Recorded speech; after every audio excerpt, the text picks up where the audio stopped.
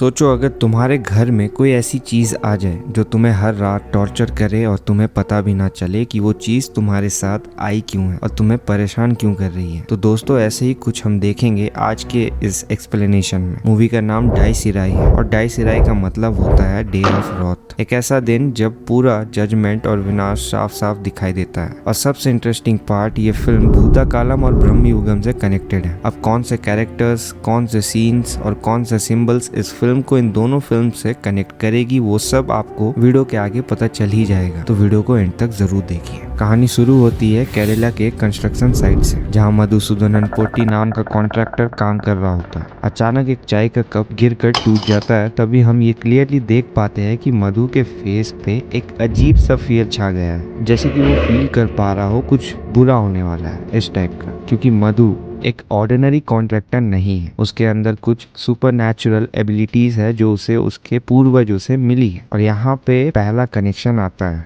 याद है ब्रह्म युगम? तो ब्रह्म युगम में हम कोडुमन पोट्टी को देखे थे। तो मधुसूदनन कोडुमन पोट्टी का वंशज है, सेम फैमिली लाइनेज। मधुसूदनन के फादर एक पावरफुल तांत्रिक थे, लेकिन उनकी डेथ के बाद मधुसूदनन ने ये सब छोड़ दिए। स्टिल उसके अंदर वो पावर्स अभी भी है। जब भी कुछ बुरा होने वाला होता है उसे पहले से ही फील हो जाता है, और आज भी कुछ ऐसा ही हो रहा था। जैसे कि ग्लास टूटने के तुरंत बाद मधु को फोन कॉल आता है। कॉल के बाद वो पैनिक करते हुए भागता है अपने नेबरहुड की तरफ। वहाँ पुलिस को एक कुएं में से कनी नाम की लड़की की बॉडी मिली थी, और दरअसल कनी ने खुद को खत्म कर लिया था कुएं में कूद करके, लेकिन किसी को नहीं पता कि उसने ये कदम क्यों उठाया। फिलहाल कनी के पेरेंट्स और उसका छोटा भाई किरण काफी दुखी खड़े ये सब होते हुए देख रहे थे। खैर इसके अगले सीन में हम देख पाते हैं रोहन नाम के लड़के को। बात करें रोहन की तो वो यूएसए में रहता है, बट फिलहाल कुछ काम के कारण इंडिया आया होता है कुछ दिनों के लिए। उसके फादर यूएसए में एक बड़े आर्किटेक्ट है, पैसों की कोई कमी नहीं। रोहन अपनी लाइफ फुल मस्ती में जीता है, जैसे कि पार्टीज करना, लड़कियों से फ्रेंडशिप करके उनके साथ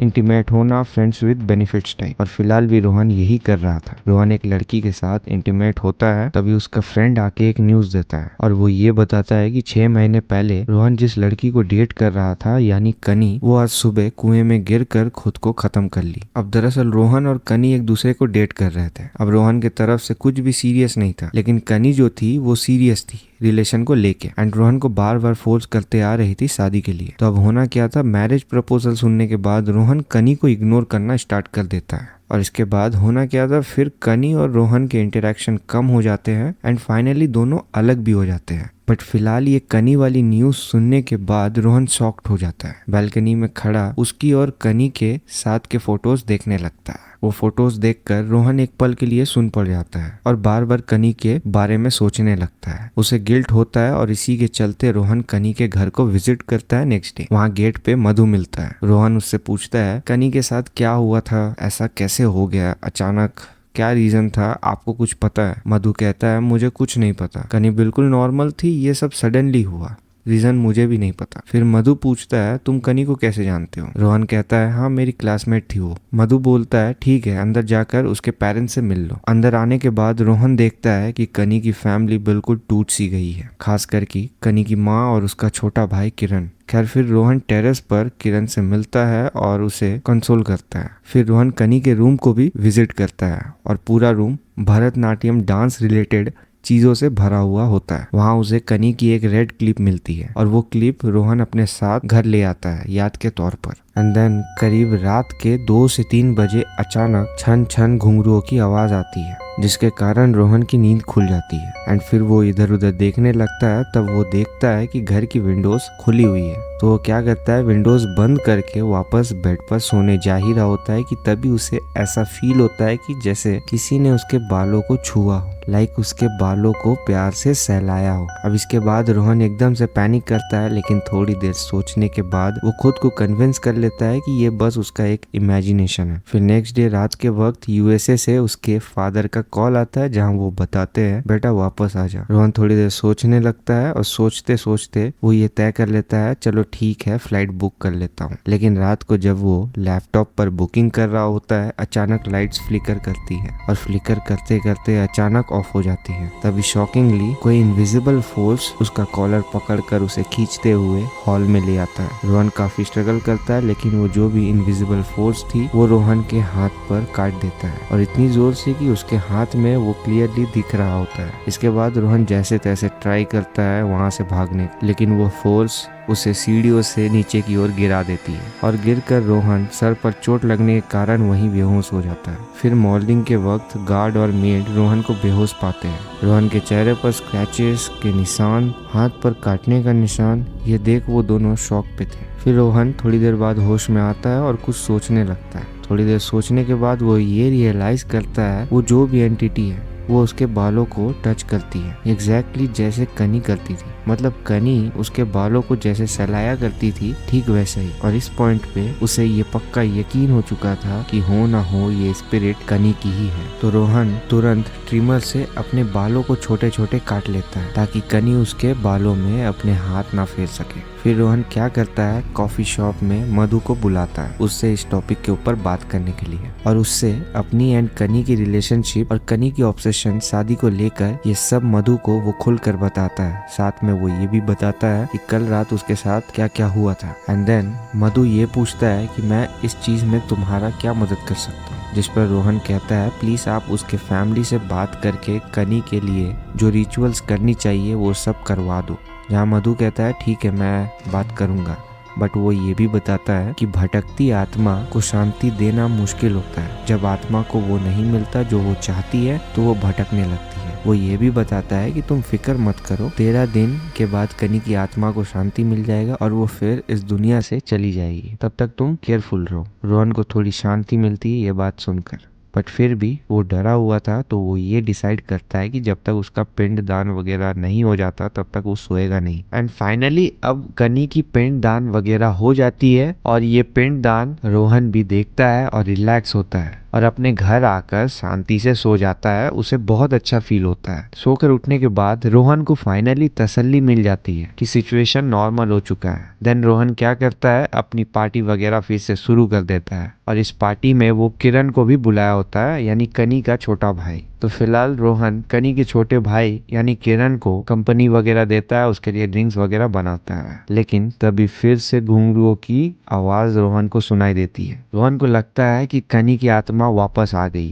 कनी की आत्मा नहीं गई है पिंडदान वगैरह करवाने के बाद भी। तभी सडनली एक इनविजिबल फोर्स आकर कनी को बालकनी से धक्का दे देती है। अब रोहन किरण को बचाने की कोशिश करता है लेकिन वो उसे बचा नहीं पाता, एंड किरण स्लिप हो जाता है और नीचे फॉल होकर वहीं बेहोश हो जाता है। वहां से सीन कट होकर हॉस्पिटल पे शिफ्ट होता है, जहां हम किरण को आईसीयू में एडमिट देखते हैं। उसकी हालत बहुत क्रिटिकल होती है। देन हम रोहन को देख पाते हैं हॉस्पिटल में, और इसके कुछ ही देर बाद मधु भी हॉस्पिटल आ जाता है। दरअसल उसे रोहन ने ही इन्फॉर्म किया था कि किरण के साथ ऐसा ऐसा हो गया, तो ये न्यूज सुनकर वो फौरन हॉस्पिटल आ गया होता है। और फिलहाल वो रोहन से ये सवाल पूछता है तुम कर क्या रहे थे उसके साथ। ये तो ड्रिंक करके था, इसीलिए पुलिस ने भी ये मान लिया कि वो ड्रंक था और टेरेस से गिर गया, नहीं तो सीधा केस हो जाता और तुम फंस जाते।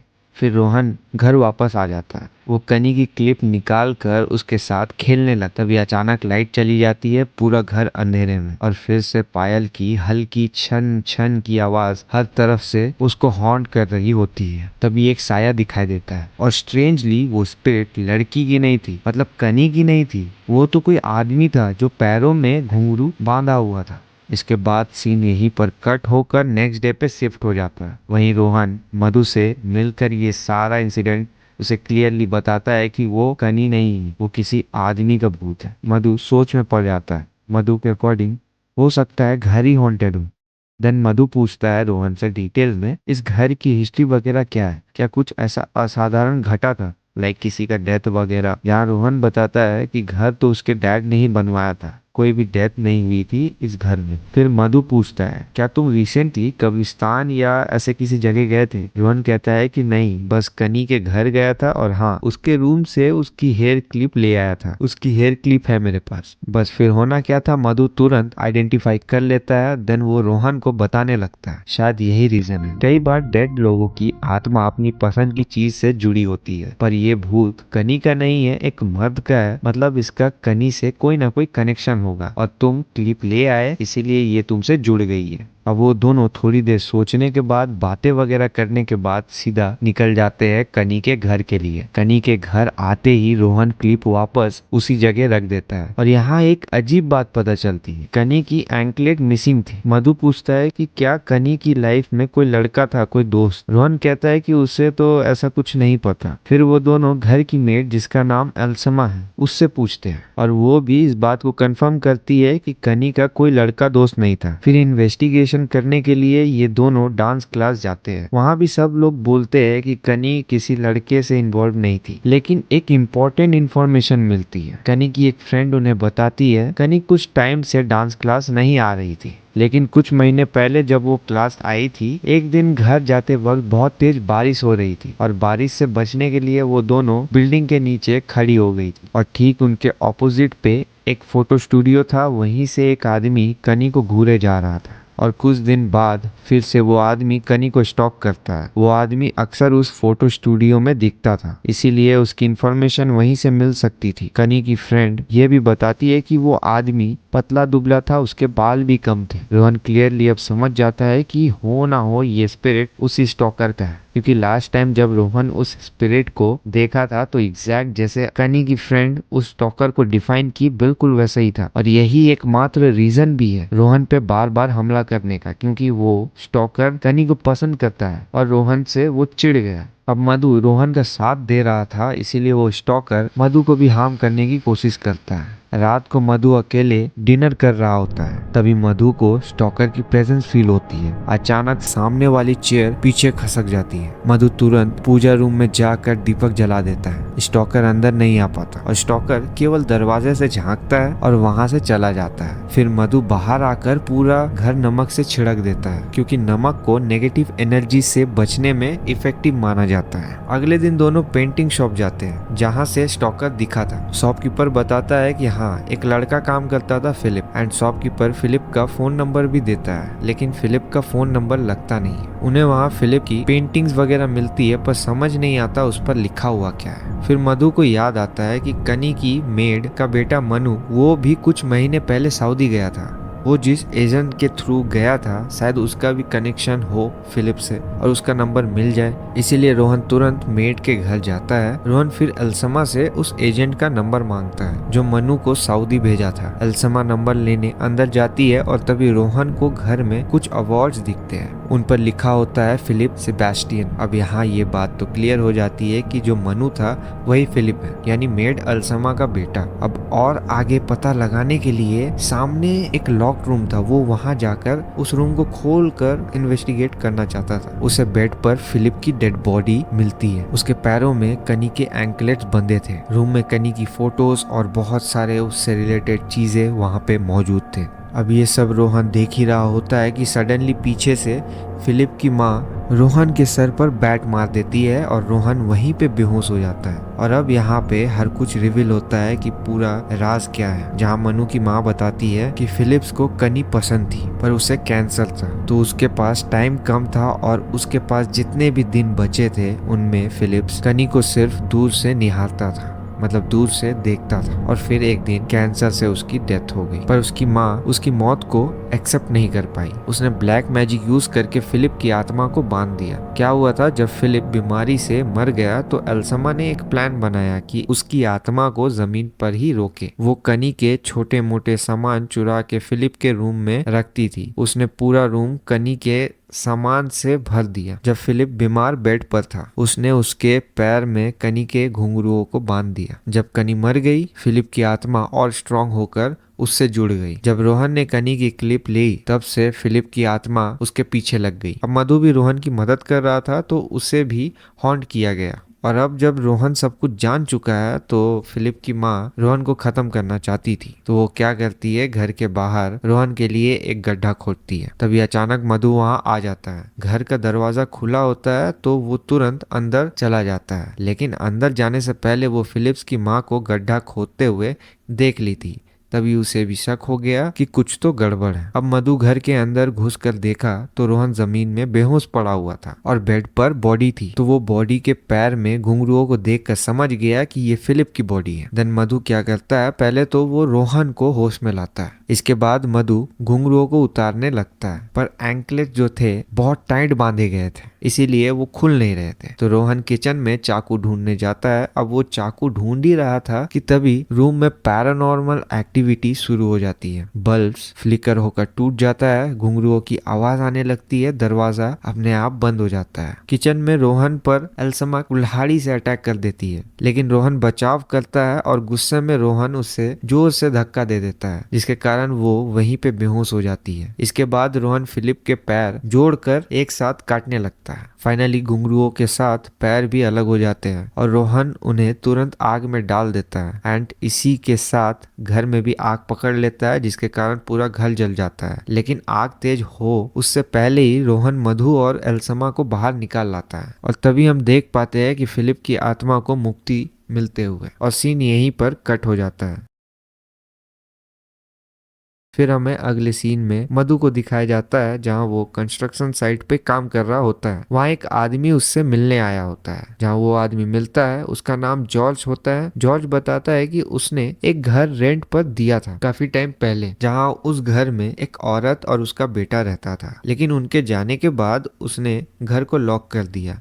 जहां जॉर्ज ये रीजन बताता है कि उस घर में कुछ हॉन्टिंग्स हो रही है और इसी सिलसिले में उसे मधु की हेल्प चाहिए। और यहाँ पर दूसरा कनेक्शन आता है। अगर आपने भूता कालम मूवी देखा है तो आपको ये कैरेक्टर तो याद ही होगा, साइकेट्रिस्ट जॉर्ज। और वो और कोई घर का बात नहीं कर रहा है, बल्कि वो उसी हॉन्टिंग हाउस का बात कर रहा है जो हमने भूता कालम मूवी में देखा था। इसके बाद हम रोहन को देखते हैं जो कि मधु से मिलने आया होता है और उसे बताता है कि कल अमेरिका वो जा रहा है, और ये बात बताकर वो वहां से चला जाता है। अब जाने से पहले वाली रात रोहन अपने घर के रूम में होता है। उसे फिर फील होता है कि कोई उसके बेड पर बैठा है। बेड पर कनी की रेड क्लिप रखी होती है। रोहन उस जगह पर एक चादर फेंकता है और वो चादर ऐसी शेप ले लेता है जैसे अंदर कोई हो, और तब जैसे ही रोहन चादर हटाता है एक लड़की की आवाज सुनाई देती है। रोहन शॉक में आ जाता है और यहीं पर ये दिखाते हुए ये फिल्म खत्म हो जाती है। तो दोस्तों ये थी डाइस इराई की कंप्लीट एक्सप्लेनेशन, जहां हम इस कहानी में देखे फिलिप का कनी से वन साइडेड ऑब्सेशन, एल्समा का